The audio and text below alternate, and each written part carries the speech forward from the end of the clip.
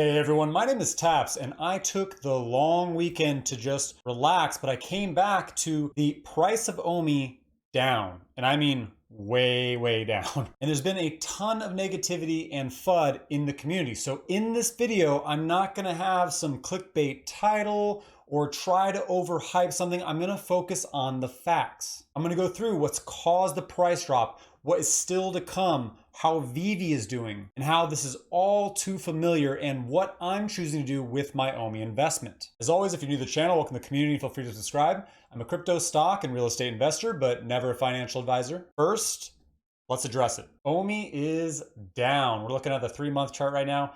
And I mean like way down, 30% down in 21 days. This is not awesome to see as an investor, and I legitimately did not think that we would see this low of a price again, but why are we seeing this? What's changed? With Veve, there's been a ton that's changed, which is why we're seeing such incredible growth in our collectibles and making a ton of money. But with OMI, nothing really yet has happened. That's why we've seen a big rise and a big fall. And this is a short-term problem. I think it's good to address it because if you're looking for a short-term gain, or if you're looking to trade OMI, there's better investments. So let's address what's caused this run up to inevitably create a fall down, another run up, and then another fall down. Well, at the end of October, we heard all about how the MTL was coming, how the Immutable X was going to be entering into phase 3 eventually, how exchanges would probably be coming following the Immutable move, and how OMI Utility article was going to be coming as well. So literally,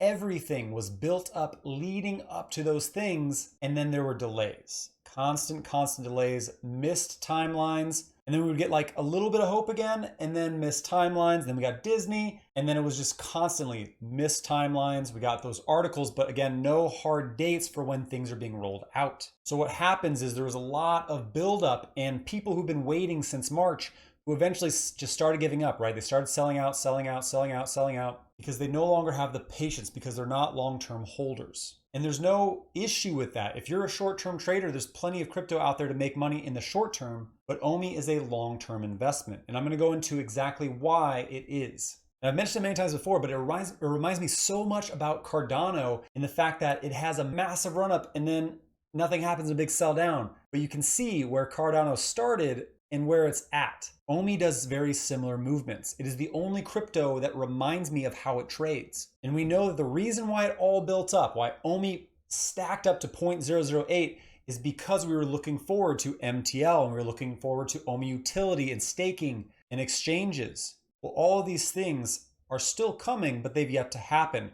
The difference is people's patience have run out, but these things are still coming, which means that this upside will happen again. And because they're actually going to follow through with them eventually, it will remain. When we were at this 0.008 target, everyone and their brother was commenting and saying, oh, I wish I bought more back at 0.006 or 0.005. Well, you just got another chance. OMI's rise is inevitably still coming, especially since everything is pointing at the bull cycle running well into 2022. So we just received a 30% discount on investing more. Now again, I don't want to be overly bullish, because if you are a short-term trader and you're looking to make as much money in the short term in swing trade, then OMI is probably not the best investment for you. But that's also why I always talk about diversification on my channel.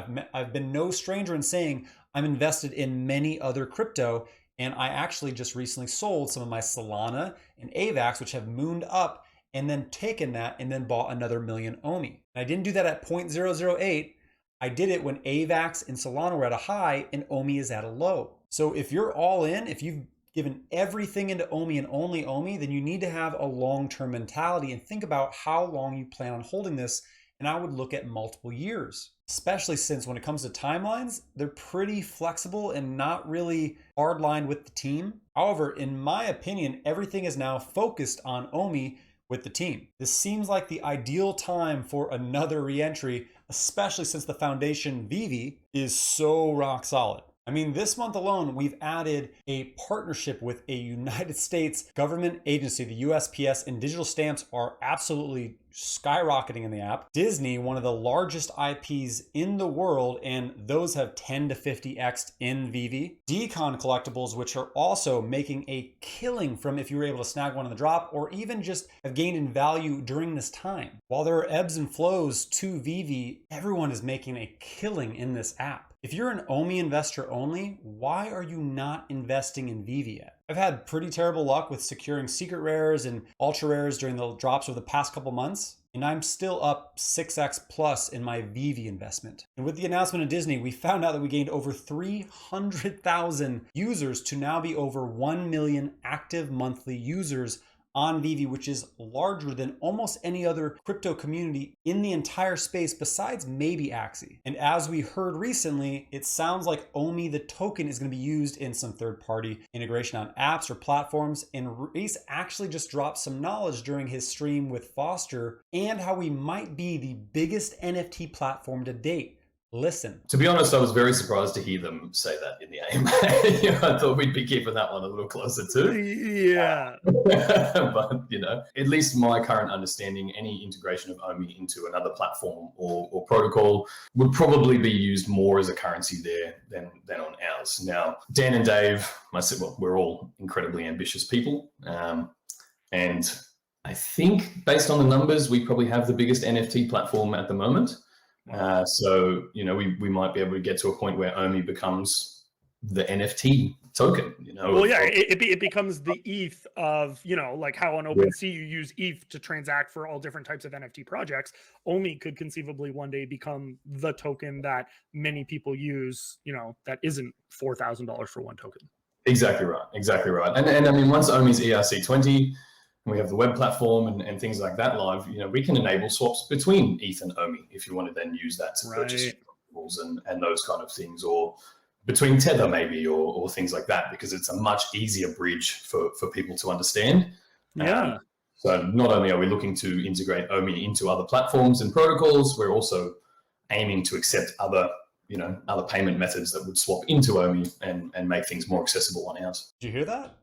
So we know that OMI will be used in future with third-party apps and potentially other projects, but there could be a bridge from other currencies to OMI. And OMI could be used as a currency in those other platforms. And Veve is possibly the largest NFT project in the space. All of this is incredibly bullish for OMI future state because of Veve's success. Everyone always gets frustrated on why so much emphasis on Veve, but Veve is bringing the noise for OMI.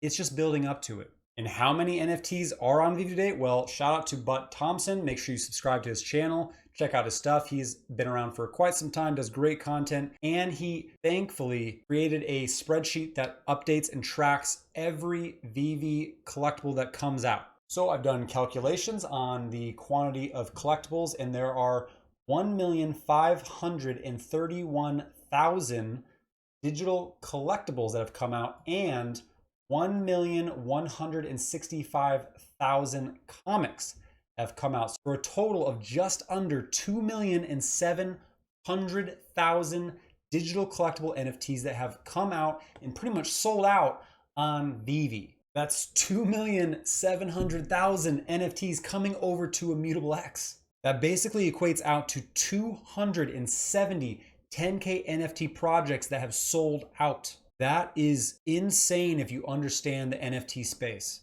So you guys need to stop worrying and creating FUD if others in the space with other IP or similar brands are popping up with similar collectibles, because they're just bringing awareness to the digital collectible space, which is still very nuanced and young. And it's only helping bring more awareness, funnel it down to the place that has the best collectibles, the best NFTs, and the most IP in the space. In the early days, do you think Uber was really hurt by Lyft? Do you think Amazon was hurt by Shopify? Insert first mover, leader in their space company? No. That company grew because the space grew. And that's thanks to the competition. It showed a need for the space. It validated the space, which is what's happening with digital collectibles NFTs. And it made those leaders into the monsters they are today. So we're still waiting for the Master Collector program to actually initiate. We're still waiting for the OMI utility program to actually initiate. We're still waiting for the Immutable X migration to go into phase 3 to actually have exchanges. So OMI is down, but it is far from out and is only building up more ties as Veve continues to grow.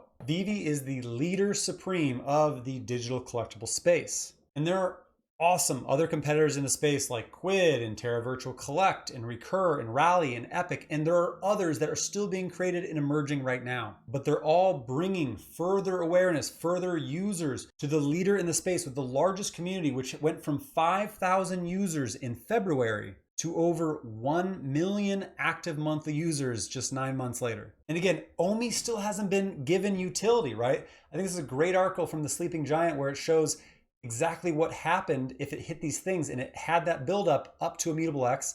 And I think these are a little bit too close together, but we can see how these catalysts happen. But that OMI utility still hasn't been granted. We've just seen some of the utility in an article. And we've now seen with the OUP, the OMI utility program article, how it's going to actually incentivize all of those over 1 million active monthly users to make money in Veve by staking OMI. You don't think that when this is actually implemented, those users aren't going to buy more OMI? Because they're going to want to make more money in Veve, and this incentivizes them to do so, and they're going to stake it, which locks it up. And there aren't going to be more exchanges rolled out to make it easier for them to do so. We are still on so few exchanges, it is crazy. Now, we're all adults and we make our own financial decisions, but does it make sense to chase low cap altcoins that are still proving their worth and may not survive the bear cycle that will eventually come? Or does it make more sense to invest in a sure thing that's built a rock solid foundation? To invest in something that you know all the catalysts are still coming,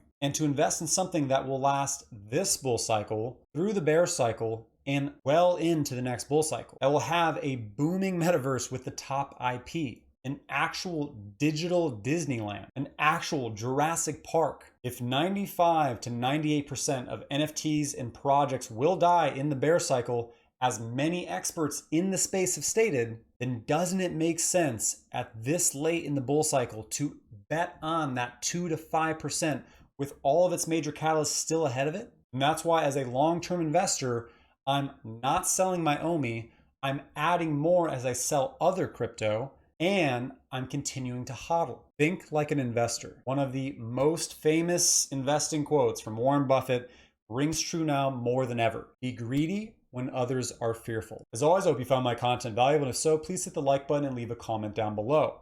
The likes and comments appease the algo overlords and help my channel to continue to grow.